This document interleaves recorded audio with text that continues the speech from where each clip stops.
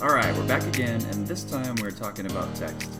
Now, previously we talked about the inspector, and I went through the basics of text, different fonts, choosing different weights, adding shadows and coloring, and that was the basics of it. I'm going to dive a little bit deeper into this video and show you a little bit more of the fun side of fonts. So follow along.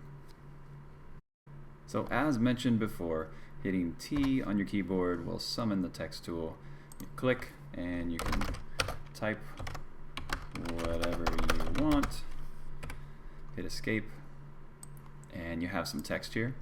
You have the ability to manipulate the properties of that text over here on the right hand side. This bounding box, if you want to make it bigger, you can. You also have that option once you hit the T for text tool, you can draw out a bounding box to meet the size requirements of whatever you need. So that's another option. If I wanted to do that in this window here, I could grow this one. I can double click and I can put this on another line. I believe we also talked about increasing character spacing, line spacing. Let's talk a little bit about text over here and importing fonts. I believe we did that as well, but let's do it one more time. So in this drop down you have all the fonts that are currently installed within Sketch. Let's also talk about some resources for downloading different fonts. We'll jump over here to Chrome. Dafont.com is one I like to use a lot. You've got a lot of pre-mapped ones here. If you see something that matches the design you're going for, you can click on those and see some examples of groovy fonts. You can see comic fonts. You can type up here and get something that's custom for your designs. So Dafont is a really good one. I highly recommend that.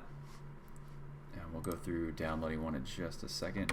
1001 free fonts. This is pretty similar to Dafont.com. You can click on one of the predetermined ones up here, or I believe they have a search option somewhere right at the top here. You've also got Font Squirrel over here. You got the search ability, and then you've got a whole list of fonts here. All great resources. Let's jump back over to Dafont.com. I'm going to go ahead and grab this one here. So we'll click download. Go ahead and put that on my desktop. So you download the font. Once you find one that you like, it'll download it as a zip file. I'm going to click the down arrow and show in folder. Here it is right here. I'm just going to double click, and I'm going to take this TTF font, drag it to my hard drive. There's my name. Drag it into library and then into fonts. Once I'm in the fonts folder, I just let go and it'll install. So if I jump back over to Sketch, and you want to remember that name there, Beautiful Heart. Let's see, with my text selected, I'll click this drop down and let's just start typing it in. There it is, and then it'll jump to that text. It's really cool and very convenient way to change text and try different fonts for your designs. One thing I like to do, and I'll show you that real quick, is when I'm trying out different fonts, I'll start with one, and then let's just hold down Alt. I'll drag down a couple copies, and then within my design, so I'll click another set of text here, and then just choose a different font. Doesn't really matter what for this example, but you can put these right on top of each other within your design, and then turn them off and on and see what you like the best. Very cool trick for figuring out what looks best in your design. Alright, let's do something a little bit fun. We're going to make a neon sign for this storefront. I'm going to hit T for text. I'll click in here and I'm just going to type in open. Let's drag this over. I've got a custom font that I downloaded called Neon. Let's find that. Drag that to the center-ish. Use the arrow keys on my keyboard to move it around. I want to set a color that's kind of greenish, like the border here. So rather than color picking, let's just choose within our color spectrum here. I want to do something kind of lighter, like that. And I'm good with how that looks. And what I want to do is add a shadow. And let's do kind of a 1 for the X, 1 for the Y. The blur is fine, but I want to set the color to that green as well, and let's just do the brighter green there.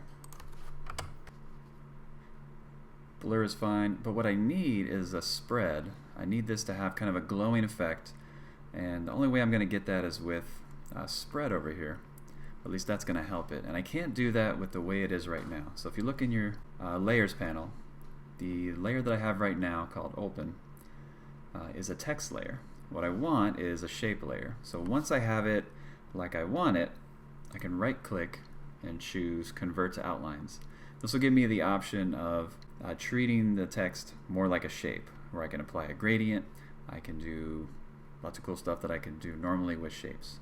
But before I do that, I want to create a copy. So I'm going to hold down Alt, click and drag out a copy, just so I retain my original in case I mess up and I need to go back to the text version. So I'm going to go ahead and get rid of that for now so we don't get distracted by it. Let's click on this. Now right click and convert to outlines. Now you'll see over in the layers panel I don't have that text indicator. I just have what looks like my shape. So if I come back over here, it's already selected. I've got my shadow. You'll notice that now I can apply a spread to this. And I'll go ahead and click that one time, and as I click it, you'll see that it starts to glow a little bit. So I'll back that off, pump it up to 1, and now I've got that. What I want is the glow to go to, right now it's going to the right a little bit, it's going to the bottom a little bit. I also want to push it up and to the left a little bit. In order to do that, I'm going to add another shadow to this. So I'll click one way I could do it is I could click my plus. It'll add a default layer with that same color, the default color selected, and these guys, but I don't want to do that. So I'm going to uncheck that, trash it. I'll right click and I'll say copy shadow, or I could just say duplicate. And now I've got exactly the same thing, which is what I want, and now I just want to apply some minus values. So the minus X will actually push it to the left rather than the right, and then the Y value will push it up, a minus value for here, will push it up rather than down. And I hit enter. Now I've got kind of a glowing effect for my text here, and I've also got my sign completed.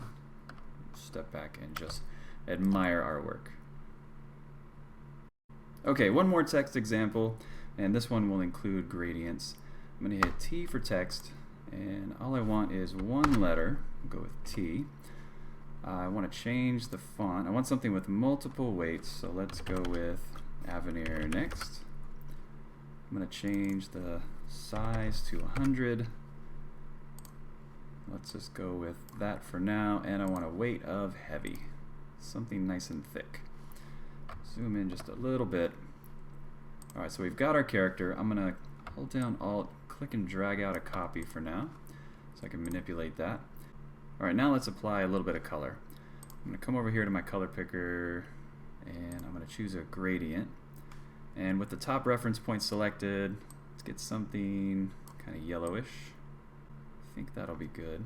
Actually, let's go with this orange here, this preset one, and just change it slightly. So I've got the yellow I want selected, I've got an orange, I actually want it just a little more yellow, and I think that's good. Alright, so now I want to apply a border. I'm going to apply a center border. Let's do something kind of grayish, and then let's add another border. And this one I'm going to put as an outside border, and I'm going to do as kind of a blue, kind of a darker blue. Let's bump up the width of it a little bit, something like that. Maybe a 5. I think 5 is good. Alright, so now click, and when I double click, I put this into edit mode, and I can manipulate the points. So you can take your text and you can kind of play around and really customize it. I'm going to grab these and just push them up just a little bit, something like that. And then I'm going to apply a shadow. Let's say I've got a 2 for the X, a 2 for the Y. I'm going to drop the blur down so I can actually see it, and maybe just a little bit more actually, so I can't see it at the moment. Let's see, a 4 and a 4. It's probably good. I do want it a little bit darker. Let's click in here, change the alpha just a bit. Alright, so something like that. get an O here. Right click, convert to outlines. I'm going to right click this guy, copy style, right click, and paste style. Very quick way to manipulate what you're doing here. And some of you might know what I've got going on. If not, follow along. I'm just making something custom here, and I want this O to be behind the T. Let's move it backwards. Let's get this other guy. I'm going to hit Alt, drag out another copy. This one I want to be a Y. I'm going to right click and paste style again. And I want to manipulate this. So it should, I'm going to need to convert to outlines actually. Double click. I want this to come down. I want this guy to come down as well. Right in the middle. Let's bring that over here. Something like that. Now one last thing. Let's get this T and I want another copy. This time I want a 3. And I'm sure you have it figured out by now. Let's copy that. Let's go here. Let's add a rectangle. So very cool things you can do with shapes, and I'm going to apply a color to this. Let's say something a little bit reddish. I'm going to double click. I think it was in kind of like that. Can't remember the exact, but pretty close. Let's put that right about there. I'm going to send it backwards until it gets behind all of these letters.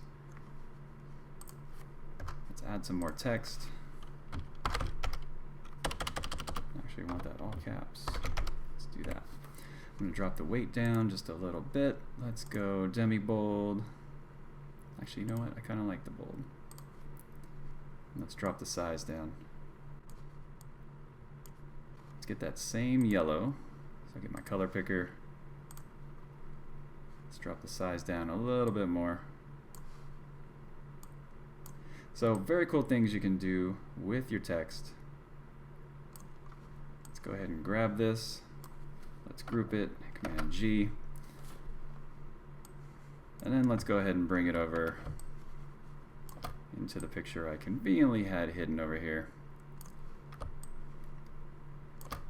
And there you go. You can do some really cool things with text. You can really manipulate it and get some custom stuff going. Just want to show you guys a little bit deeper dive on how to do that. And I hope you got some good stuff out of this. We're going to jump into the course next, and you're going to see a lot more examples of working with text and shapes and a lot of the stuff that we've been through in the basics. So follow along and let's jump in and get started.